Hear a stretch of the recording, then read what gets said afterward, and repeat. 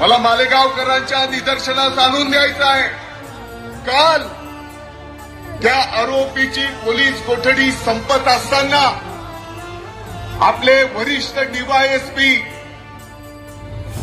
काय नाव आहे बाविस्कर यांनी पोलीस कोठडी न मागता त्या आरोपीसाठी मॅजिस्ट्रेट कस्टडी एमसी मागण्याचा प्रयत्न त्या ठिकाणी केला. या गोष्टीचा मी जाहीरपणे निषेध करतो, तुमचा धिक्कार करतो आणि त्याची बदली आपल्या या तालुक्यातून करण्यात यावी आणि वरिष्ठ आयपीएस अधिकाऱ्याकडे